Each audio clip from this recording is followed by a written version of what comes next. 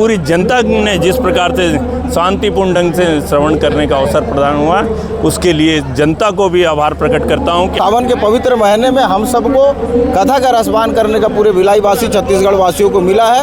इसके लिए गुरु जी का कोटि कोटि धन्यवाद, मैं प्रणाम करता हूं। बाबा से मैं प्रार्थना करती हूं कि जो पूरे भिलाई वासी हैं, छत्तीसगढ़ के वासी हैं, सभी सुखी रहे, संपन्न रहे, सभी खुश रहे। ये श्रद्धालु के रूप में आए रहते हैं तो वो भी शांत रहते हैं और कथा सुनने से उनको मतलब रहता है, तो बहुत ज़्यादा कोई ऐसा मुशक्क़त या कहीं पर लाइन ऑर्डर की सिचुएशन नहीं आती। पूरी फैमिली छोड़ के हम लोगों ने हमेशा अपना ड्यूटी निभाया और सभी ने, हम मेरे से बड़े वरिष्ठ जितने भी हमारे बोलबम समिति के जितने भी कार्यकर्ता हैं, सबने बहुत ही अच्छा काम किया है। दया भाई ने इनका जन सहयोग और जो भी श्रद्धालु बहुत श्रद्धा से आए हैं और इनको पूरी फैसिलिटी के साथ रात दिन की व्यवस्था के साथ उनको पूरा अपने सम्मान दिया है और वो देने वाला ऊपर वाला है।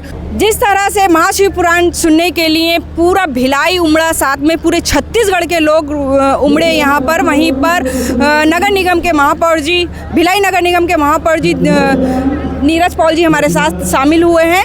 जी सर, क्या व्यवस्था रही थी यहाँ नगर निगम से भी और किस तरह का पूरा ये सबसे पहले तो मैं इस समिति को, जिन्होंने ये आयोजन किया, बोलबम समिति और उसके अध्यक्ष दया सिंह जी को धन्यवाद देता हूँ, साधुवाद देता हूँ कि उन्होंने सावन के महीने में भगवान शिव की आराधना के जो समय रहता है, विशेषकर उसमें शिव पुराण का जो यहाँ व्यवस्था की थी, बहुत अच्छी व्यवस्था और बहुत शानदार तरीके से ये आयोजन हुआ।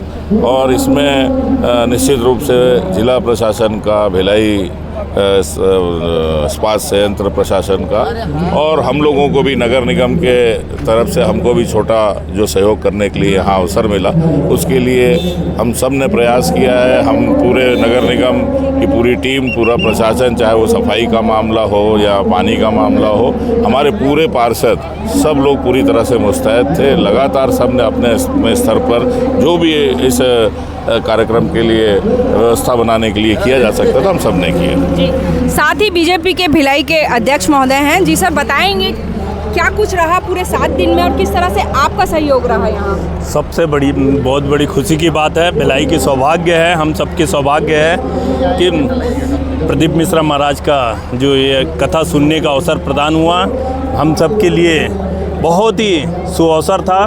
सावन के महीने में हमारे भिलाई वासियों को, पूरे देशवासियों को श्रवण करने का अवसर प्रदान हुआ। इसके लिए मैं समिति के अध्यक्ष, बोलबम समिति के अध्यक्ष दया सिंह भाई को और उनके पूरी समिति को धन्यवाद देता हूं। और भिलाई की पूरी जनता ने जिस प्रकार से शांतिपूर्ण ढंग से श्रवण करने का अवसर प्रदान हुआ, उसके लिए जनता को भी आभार प्रकट करता हूं कि आपके माध्यम से सुनना और सुनने के बाद शांतिपूर्ण ढंग से भिलाई में ये कार्यक्रम आयोजित हो पाई। इसके लिए पूरे भिलाई और छत्तीसगढ़ की जनता का आभार। यहाँ पर और भी काफ़ी दिग्गज लोग जो सुनने आए हैं, इनसे पूछेंगे कि क्या कुछ यहाँ से सीख के जा रहे हैं और किस तरह से आनंद लिए हैं कथा वाचन का। जी सर, आपका हमारे चैनल में बहुत हम सब भिलाई वासी बहुत सौभाग्यशाली हैं कि भिलाई में निरंतर हर साल कथा सुनने का अवसर प्राप्त हो रहा है। इससे पहले का कथा हम लोगों ने कराया था गुरु जी का, और इस बार भाई दया सिंह ने बहुत कम समय में ऐसे आयोजन। और दूसरा चीज़ ये बोलूँगा, गुरु जी के श्रीमुख से आज सावन के पवित्र महीने में हम सबको कथा का रसपान करने का पूरे भिलाई वासी छत्तीसगढ़ वासियों को मिला है। इसके लिए गुरु जी का कोटि कोटि धन्यवाद, मैं प्रणाम करता हूँ और श्री शिवाय नमस्तुभ्यम। अपना पूरा परिचय। मेरा नाम विनोद सिंह, पार्षद वार्ड 42 गौतम नगर और जिला भाजपा जिला कोषाध्यक्ष। जी, यहाँ पर उनकी भिलाई में जो सबसे पहले महाशिव महापुराण का आयोजन किया गया था, इनके ही द्वारा किया था। फिर उसके बाद अभी लगातार छत्तीसगढ़ में क्रमबद्ध चल रहा है। तो सर, क्या अनुभव है उस टाइम का और इस टाइम पे जो हुआ है उसमें क्या देखिए, नया हुआ है? शिव भक्त कभी भी कम नहीं होते, बढ़ते तादाद में रहते हैं। और जिन्होंने सृष्टि की रचना की है, उनके लिए आज भिलाई में जितना माहौल दिन में रहता है, उतना माहौल रात को भी रहता है, इससे बढ़कर ही रहता है। तो इसीलिए भिलाई के लोग वैसे भी धार्मिक प्रवृत्ति के लोग हैं और हमारा धर्म ऐसे आयोजन रहेंगे तो हमारे धर्म में दिन दुगनी रात चौगनी प्रगति होगी और हम सब हिंदू भाई एक समूह में रहेंगे, यही मेरा कहना है। जी, साथ में लक्ष्मी मैडम भी जुड़ रही हैं। जी मैं अपने रसपान किया और क्या कुछ सीखी हैं आप यहाँ पर? देखिए, भोले बाबा तो ऐसे हैं कि वो भोले भाले बाबा हैं और उनके नाम से ही अगर हमारा पालनहार होता है, तारनहार होता है। आज ये सावन के पवित्र मास में आज हम प्रदीप मिश्रा जी जो अंतर्राष्ट्रीय कथावाचक है, उनके श्रीमुख से आज हम सभी यहाँ छत्तीसगढ़ और भिलाई-वासी आज शिव पुराण की कथा सुन रहे हैं। ये हमारे लिए और छत्तीसगढ़ के लिए और भिलाई वासियों के लिए सौभाग्य की बात है। कौन सी ऐसी चीज़ धारण करके जा रही हैं जिसको अपनी ज़िंदगी में बिल्कुल उसको गांठ बांध लेंगे कि बस अब ये जो सुना है वो हम बिल्कुल लगातार करेंगे, और बच्चों को किस तरह की सीख देंगी आप? देखिए, मैं तो पहले से आपको एक चीज़ बताती हूँ कि मैं शिव भक्त हूँ। मेरा जो शिव भक्ति यानी बाबा का एक दिन होता है जो सोमवार होता है। मैं सोमवार को मैं आज करीब मुझे याद भी नहीं है कि मैं कितने सालों से मैं बाबा के लिए आराधना करती आ रही हूँ और बाबा तो मेरे इष्ट देव हैं। और बाबा से मैं प्रार्थना करती हूँ कि जो पूरे भिलाई वासी हैं, छत्तीसगढ़ के वासी हैं, सभी सुखी रहें, संपन्न रहे, सभी खुश रहें। देखिए पहले क्या था, लोग मंदिर नहीं जाते थे और आज देखिए मंदिर में बच्चे जल चढ़ाने के लिए जाते हैं। ये सनातन के लिए बहुत ही सौहार्द की बात है। और आज हमारे बाबा जो प्रदीप मिश्रा जी हैं, उन्होंने ऐसा मतलब लोगों के मन में ये जगा दिया है, सनातनी जगा दिए हैं कि आज हम सब धर्म की ओर मतलब बढ़ रहे हैं, अग्रसर हैं। और हमारा मतलब जो माहौल है पहले के हिसाब से आज का माहौल देखिए तो ईश्वर के प्रति, आराधना के प्रति ज़्यादा लोग समर्पित हैं। जिस तरह से 7 दिन का शिव महापुराण कथावाचन अंतर्राष्ट्रीय पंडित मिश्रा जी का था, उसमें सबसे बड़ा सहयोग था जो डिपार्टमेंट का था, प्रशासन का था। इतने बड़े दल बल के साथ जो हिफाजत की रही है जनता की, कोई भी ऐसी घटना नहीं हुई है जिसकी वजह से पब्लिक परेशान हो। तो पूरा जो श्रेय जाता है वो प्रशासन को जाता है। किस तरह से व्यवस्था थी पूछेंगे सर। बहुत शुक्रिया हमारे चैनल में आने के लिए। सर बताएंगे किस तरह से पूरी व्यवस्था थी और कैसी दुर्घटना होने से बचे या किस तरह से पूरा व्यवस्था रही है? ये व्यवस्था रहती है, बड़ी व्यवस्था होती है। ऐसे आयोजन में बहुत अधिक श्रद्धालु आते हैं और उनको विधिवत ये लॉ एंड ऑर्डर ड्यूटी नहीं रहता, ये लोगों को सुविधा भी देना रहता है, फैसिलिटेट करना रहता है, उनको किसी बात को ठेस ना लगे उसका भी ध्यान रखता है। ये बहुत संवेदनशीलता के साथ ऐसी ड्यूटी किया जाता है। चूँकि ये श्रद्धालु के रूप में आए रहते हैं तो वो भी शांत रहते हैं और कथा सुनने से उनको मतलब रहता है, तो बहुत ज़्यादा कोई ऐसा मशक्क़त या कहीं पर लॉ एंड ऑर्डर की सिचुएशन नहीं आती।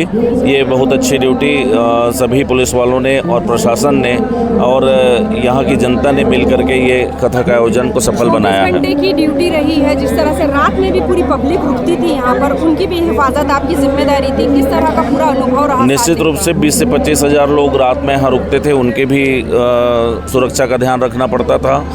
बहुत अधिक संख्या में लोग रात में आते थे, जगराता में शामिल होते थे, उनका भी हमें ध्यान रखना होता था। तो हमने डे और नाइट शिफ्ट कर रखा था। रात की ड्यूटी हमारी अलग थी, अलग अलग टीमें थी, अलग अलग व्यवस्थाएं थी और सुरक्षित तरीके से ये आयोजन किया गया। तो ये थे सुखनंदन राठौर जी टू सर।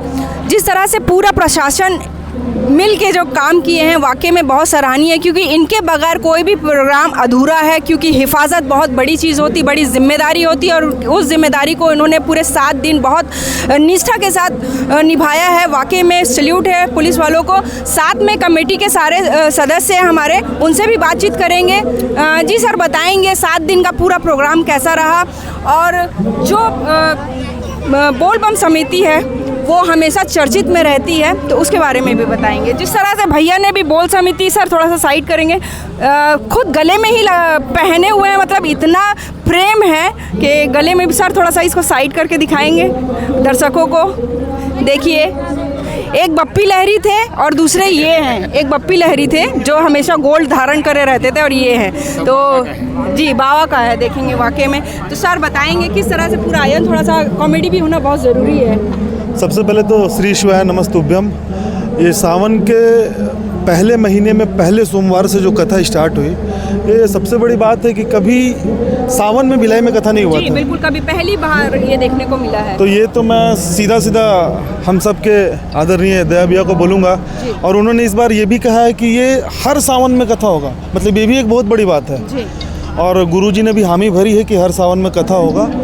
और दूसरी चीज़ की सबसे पहले पुलिस प्रशासन, हमारे बोलबम समिति के अनेक सदस्य सब रात दिन अपना पूरा का पूरा समय दे के ये कार्यक्रम घर को बाहर छोड़ के, सबसे बड़ी बात है पूरी फैमिली छोड़ के हम लोगों ने हमेशा अपना ड्यूटी निभाया। और सभी ने, हम मेरे से बड़े वरिष्ठ जितने भी हमारे बोलबम समिति के जितने भी कार्यकर्ता हैं, सब ने बहुत ही अच्छा काम किया है। और इतनी भीड़ होने के बाद भी किसी का एक भी नुकसान नहीं हुआ है मेरे हिसाब से अभी तक।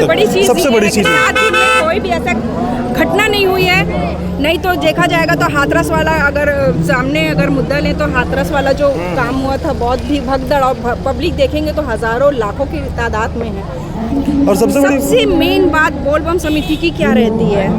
बोलबम समिति की सबसे मेन बात है ना कि हम लोगों में एकता बहुत अच्छी है। हमारे बोलबम समिति में कोई बड़ा और कोई छोटा नहीं है, सब एक बराबर है। और सभी पदाधिकारी, सभी कार्यकारिणी सदस्य हमारे पूरे ज़िले में 1500 से 2000 पदाधिकारी और कार्यकारिणी सदस्य हैं। कोई बड़ा और कोई छोटा नहीं समझता, सब मिलजुल के काम करते हैं, बांट के काम करते हैं। कभी ये नहीं देखा गया कि मैं ही ये करूँगा, सबको काम दिया जाता है और ईमानदारी से।